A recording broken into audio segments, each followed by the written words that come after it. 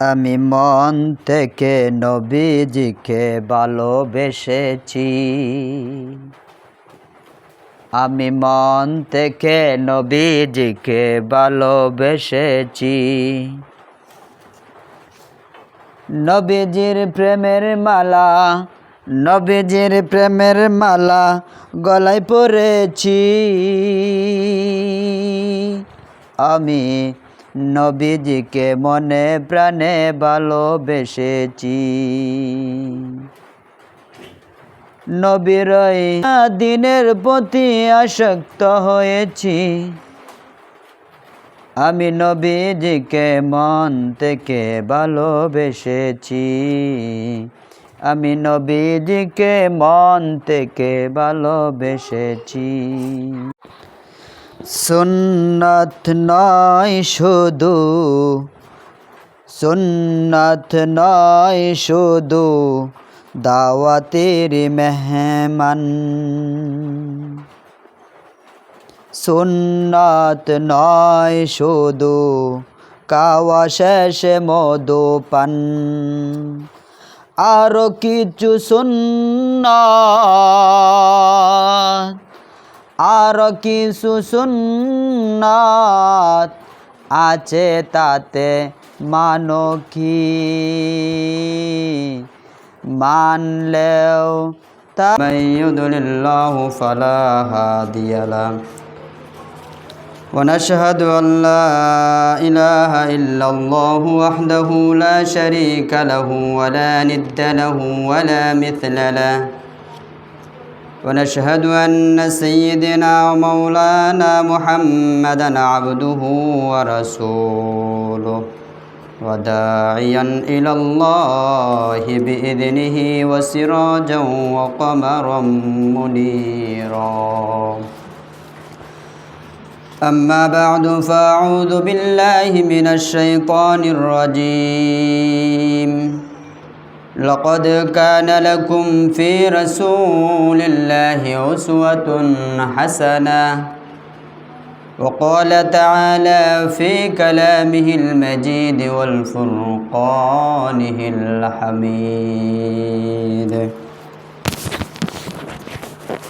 ومن يطع الله والرسول فأولئك مع الذين أنعم الله من النبيين والصديقين والشهداء والصالحين وحسن أولئك رفيقا. وقال تعالى في كلامه المجيد: وإنك لعلى خلق عظيم. يا أيها الذين آمنوا أطيعوا الله وأطيعوا الرسول. وقال النبي صلى الله عليه وسلم: لا يؤمن أحدكم حتى أكون أحب إليه من والده وولده والناس أجمعين. تركت فيكم أمرين: كتاب الله وسنة رسول الله.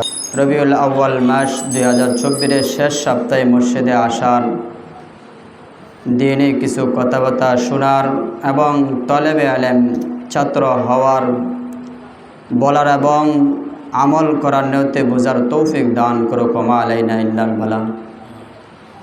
মানব জাতির কান্ডারি হযরত মুহাম্মদ মুস্তাফা সাল্লাল্লাহু আলাইহি ওয়াসাল্লামকে সকল নবীদের উপর প্রাধান্য দিয়েছেন এবং আমাদেরকে সেই নবীর শ্রেষ্ঠ উম্মত হিসাবে দুনিয়াতে আসার বসার তৌফিক, উম্মত হওয়ার তৌফিক দিয়েছেন। অন্তরের স্থল থেকে আবারও শুকরিয়া জ্ঞাপন করি, সকলেই বলে আলহামদুলিল্লাহ। জাতির শ্রেষ্ঠ মানব হুজুর সাল্লাল্লাহু আলাইহি সাল্লামের জীবনী প্রত্যেকটি আলোচনায় এক একটা আলোচনা শুরু করা যায়। আল্লাহর কসম কে বলি, কোনো সময় নবীজির প্রশংসা এবং নবীজির মোহাব্বতের দাবিদার হিসাবে আমাদের প্রশংসিত কোনো সময় কৃতজ্ঞতা করে শেষ করতে পারবো না। এই অন্ধকার ছিল, জাহিলিয়াত, মূর্খতা, অজ্ঞতা ভরপুর ছিল। সেই মানব জাতির প্রদীপ স্বরূপ হেদায়েতের পথ প্রদর্শন করার জন্য আমাদের মধ্যে রসুল করিম সাল্লাল্লাহু আলাইহি ওয়াসাল্লাম মক্কায় আরব কান্ট্রিতে কুরাইশ বংশে আবু হাশিমের গোত্রে 570 খ্রিস্টাব্দে নবী করিম সাল্লাল্লাহু আলাইহি ওয়াসাল্লাম তার পিতা আবদুল্লাহর উরসে মা আমেনার গর্ভে এই দুনিয়াতে সোমবার দিন সুবে সাদেক সময় আল্লাহ রসুল সাল্লাল্লাহু আলাইহি ওয়াসাল্লাম দুনিয়ার মধ্যে আল্লাহ তাআলা প্রেরণ করিলেন। এবং হুজুর সাল্লাল্লাহু আলাইহি ওয়াসাল্লামের জন্মগ্রহণ কর থেকেই 40 বছর পর্যন্ত, নবুয়তের আগ মুহূর্ত পর্যন্ত রসুল করিম সাল্লাল্লাহু আলাইহি ওয়াসাল্লামকে যা কিছু করেছেন জন্ম থেকে নিয়ে সব কিছু আলোচনা বিষয়, সবের বিষয়, কিন্তু করণীয় বিষয় না, শুধু স্মরণীয় বিষয় আলোচনা সব পাওয়া যায়। সাল্লামকে আল্লাহ তাআলা নিজে স্বয়ং রাসূল করিম সাল্লাল্লাহু আলাইহি ওয়াসাল্লামের উস্তাদ ছিল, শিক্ষক ছিল। বলেন না সুবহানাল্লাহ। সাল্লামের মাধ্যমে আল্লাহ তাআলা তিনি সব কিছু আল্লাহর হুকুম বিধান তিনি উস্তাদ হয়েছেন। দুনিয়ার কোনো উস্তাদের কাছে উস্তাদের ছাত্র হন নাই। আমরা যত আনেওয়ালা উম্মত সবাই রাসূল করিম সাল্লাল্লাহু আলাইহি ওয়াসাল্লামের ছাত্র। এজন্যই মসজিদেও যারা সবের নিয়তে ছাত্রের অবস্থা যতক্ষণ পর্যন্ত মসজিদে থাকবে, শিক্ষার অবস্থা, আল্লাহ তাআলা ওই ছাত্র বনিয়া করিম সাল্লাল্লাহু আলাইহি ওয়াসাল্লামের নিকট উমর রাদিয়াল্লাহু তাআলা আসলো। ওই উমর রাদিয়াল্লাহু তাআলা আনহুকে বললেন যে উমর, তুমি আমাকে কেমন ভালোবাসো? তোমার জান, জীবন, আত্মা থেকে আমাকে বেশি ভালোবাসো? বলে না, আমি যদি মরে যাই, আমি বেঁচেই না থাকি, তাহলে আমি কিভাবে আপনাকে ভালোবাসবো? রাসূল করিম সাল্লাল্লাহু আলাইহি ওয়াসাল্লাম বললেন, তাহলে তুমি প্রকৃত মুমিন হতে পারলা না। নিচের দিকে মাথা রেখে কয়েক সেকেন্ড পরেই বলে উঠলেন যে আমার জান, আমার মাল, আমার মরণ সব কিছু থেকে আপনাকে বেশি ভালোবাসি। বলেন সুবহানাল্লাহ। এক সাহাবী রাসূল করিম সাল্লাল্লাহু আলাইহি ওয়াসাল্লামের নিকট আসিয়া রাসূল সাল্লাল্লাহু আলাইহি ওয়াসাল্লামকে বললেন, ইয়া রাসূলুল্লাহ, ইয়া হাবিবাল্লাহ, আমি আপনাকে খুব মোহাব্বত করি, ভালোবাসি দিল থেকে। দুনিয়ার সব কিছু মায়া মোহাব্বত ছেড়ে দিয়া, ধন সম্পদ, পিতা মাতা সব কিছু ছেড়ে দিয়া আমি আপনাকে অনেক মোহাব্বত করি, ভালোবাসি। কিন্তু আমার চিন্তা হয় এই দুনিয়াতে আমরা থাকবো না। কুল্লু নাফসিন যায়িকাতুল মাউত, সকল প্রাণীর এই মৃত্যুবরণ, মৃত্যুর পেয়ালাটা গ্রহণ করতে হবে। এজন্যই আপনিও মৃত্যুবরণ করিবেন, একদিন চলে যাবেন, আপনি জান্নাতের আদেষ্টিত হবেন। কিন্তু আমি কিভাবে, আমি কোন জায়গায় কিভাবে থাকিব? যখনই রাসূল করিম সাল্লাল্লাহু আলাইহি ওয়াসাল্লামের কথা মনে হইতো, বাড়ির থেকে ছুটে আসিয়া রাসূল সাল্লাল্লাহু আলাইহি ওয়াসাল্লামের খেদমতে হাজির হয়ে যাইতেন। রাসূল করিম সাল্লাল্লাহু আলাইহি ওয়াসাল্লাম কিছুক্ষণ চুপ রাখিলেন।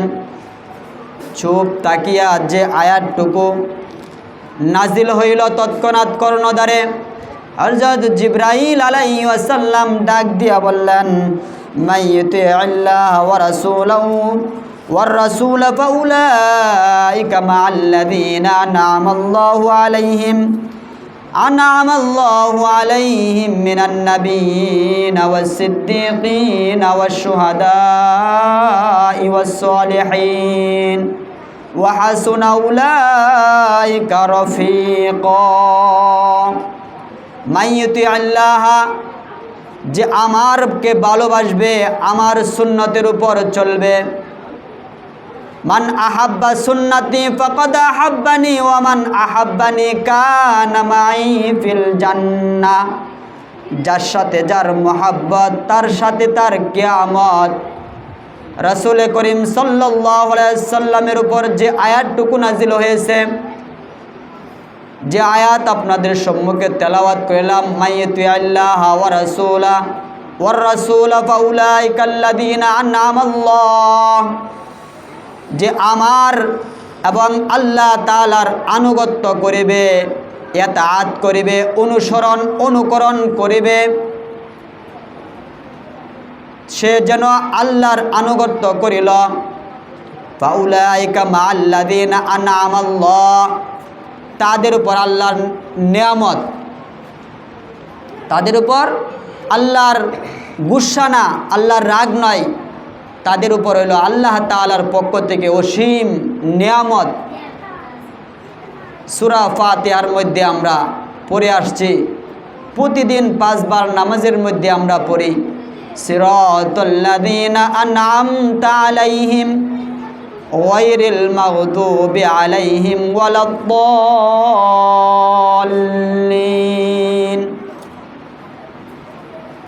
আল্লাহ তাআলার কাছে আমরা চাই। উর্দু কবিও বলেন, হাত উঠায়ে सर को झुकाए तेरे करम पर आस लगाए, आए हैं या रब तेरे दर पर, लुत्फ की अपने हम पर नजर कर, आरज़ुए कुछ दिल में बोरी है, आके तेरे सिमत लगे है। कवि बोलें, सीधी राह दिखा दे हमको, सच मच नेक बना दे हमको। আমাকে সরল সঠিক পন্থা পূর্ণ একটা রাস্তা দেখিয়ে দাও।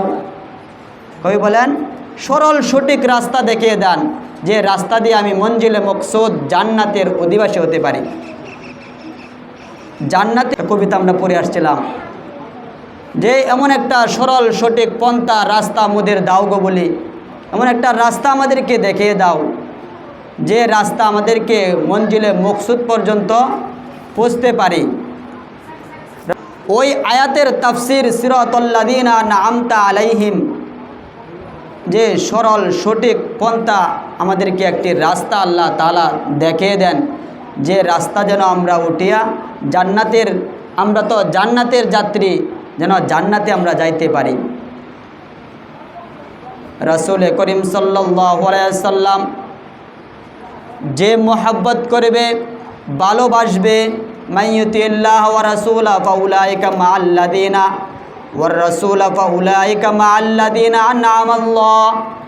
আল্লাহ রাসূল সাল্লাল্লাহু আলাইহি সাল্লাম বলেন, ব্যবসা বাণিজ্য অবস্থায়, চাকরি বাকরি অবস্থায়, কৃষিকাজ অবস্থায়, দুনিয়ার যা কিছু আছে সব অবস্থায় যদি আল্লাহ তাআলার হুকুম বিধান, নবীর তরিকা সুন্নত মোতাবেক হয়, তাহলে আল্লাহ তাআলা বলেন, ওয়াস-সিদ্দীকিনা ওয়াশ-শুহাদা'i ওয়াস-সালিহিন, ওয়াস-সিদ্দীকিন সত্যবাদীদের সাথে থাকতে পারবে, ওয়াশ-শুহাদা এবং শহীদদের সাথে থাকতে পারবে, ওয়াস-সালিহিন নেককারদের অন্তর্ভুক্ত হতে পারবে।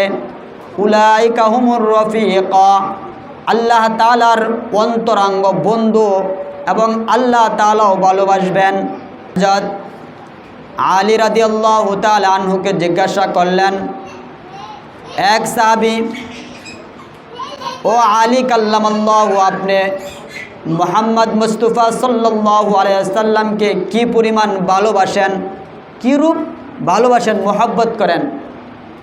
আলী রাদিয়াল্লাহু তাআলা আনহু বললেন, আল্লাহর কসম, খুদায়ে পাকের কসম কে বলে, আমার জান, আমার মাল, আত্মা এবং আমার পিতামাতা সব কিছু তার উপর কুরবান হোক,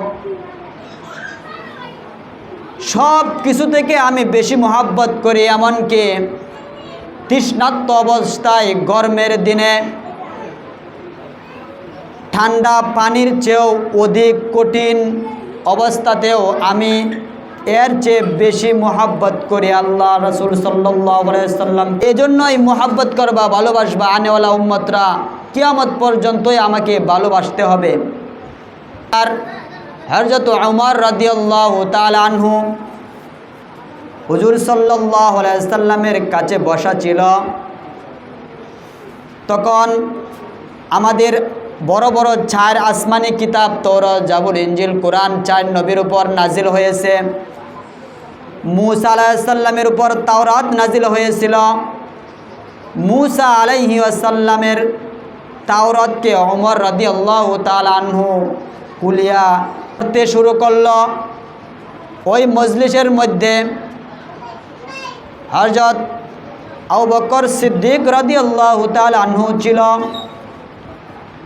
হুজুর সাল্লাল্লাহু আলাইহি সাল্লাম ওমর রাদিয়াল্লাহু তাআলা আনহুর হাতে ওই তাওরাত কিতাব দেখে তার চেহারা বিবর্ণ হয়ে গেল, চক্ষুগুলা লাল হয়ে গেল। তৎক্ষণাৎ হযরত আবু বকর সিদ্দিক রাদিয়াল্লাহু তাআলা আনহু দেখতে পেলেন, তার নজর হুজুর সাল্লাল্লাহু আলাইহি সাল্লামের চেহারা মুবারকের উপর পড়ল। বকর রাদিয়াল্লাহু তাআলা আনহু তার চেহারা দেখে, চোখ দেখে দিলের কবর বলতে পারতেন। বলেন সুবহানাল্লাহ। এমন অন্তরঙ্গ বন্ধু ছিলেন, তার চেহারা দেখেই দিলের কবর আল্লাহ তাআলা তার মেধার মধ্যে, ব্রেনের মধ্যে ঢুকিয়ে দিতেন। তৎক্ষণাৎ বলে উঠলেন, ও ওমর, তুমি কি পড়তেছো? পাকের রাসূলের চেহারার দিকে তাকাও। তৎক্ষণাৎ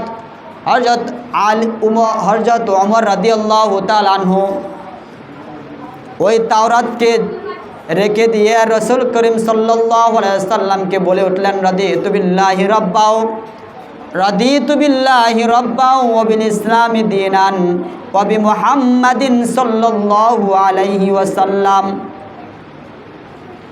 রাদিতু বিল্লাহি, আমি সন্তুষ্ট, আমি রাজি খুশি, আমি আনন্দিত, আমি গর্বিত যে আমি রব্বে কারিমকে প্রভু হিসাবে পেয়েছি। মূর্তি পূজা ইহুদি নাসারার মতো হয় নাই। ঈমান নামে বড় দৌলত পেয়েছি। আল্লাহকে মাবুদ হিসাবে পেয়েছি। আবিল ইসলামি দীনান, ইসলাম ধর্মকে আমি দিন হিসাবে পেয়েছি। বলেন সুবহানাল্লাহ। এবং রাসূল পাক সাল্লাল্লাহু আলাইহি সাল্লাম কে নবী হিসাবে, শেষ নবী হিসাবে পাইয়া আমি গর্বিত। রাসূল করিম সাল্লাল্লাহু আলাইহি সাল্লাম তৎক্ষণাৎ তার দিলটা ঠান্ডা হয়ে গেল। বলেন সুবহানাল্লাহ। এই কথা শুনে দিলটা ঠান্ডা হয়ে গেল। তখন হযরত রাসূল করিম সাল্লাল্লাহু আলাইহি সাল্লাম বলে দিলেন, ও ওমর, আজ যদি মূসা আলাইহিস সালামও বেঁচে থাকতো তাহলে সেও আমার উম্মত হইত। কেন? ইতিপূর্বে ঈসা আলাইহিস সালাম, অনেক নবীরাই মুহাম্মদ সাল্লাল্লাহু আলাইহি সাল্লামের উম্মত হওয়ার জন্য আল্লাহ তাআলার কাছে দরখাস্ত করত। এমনকি এক নবী ঈসা আলাইহিস সালাম তো আল্লাহ তাআলা অটোমেটিক প্রথম আসমানে উঠাইয়াই নিল। আবার ঈসা আলাইহিস সালাম দুনিয়াতে উম্মত হয়ে আবার আসবেন। মূসা আলাইহিস সালাম এক লাঠির আঘাতে 12টি নীল নদীতে রাস্তা হয়েছে। আমি যদি চাইতাম 63 বছরের মধ্যে যদি মদিনা থেকে হিজরত করে যে সময় আসলাম, সেই সময় যদি আমিও চাইতাম তাহলে মদিনা থেকে মক্কা পর্যন্ত হাই রোড, ঝুলন্ত ব্রিজ, এমনকি এভাবে O2 ব্রিজ, O2 লিফট করতে পারতাম। রাসূল করিম সাল্লাল্লাহু আলাইহি সাল্লাম করেন নাই। রাসূল আকরাম সাল্লাল্লাহু আলাইহি সাল্লাম এই সব কিছুই করেন নাই। কোনো বিল্ডিং, কোনো প্রাসাদ করেন নাই, কোনো রাস্তাঘাট করেন নাই। করেছেন কিছু ছাত্র বানাইছেন, মসজিদ নামে মসজিদে কুবা বানাইছেন, মাদ্রাসা নামে মাদ্রাসা সুফা বানাইছেন।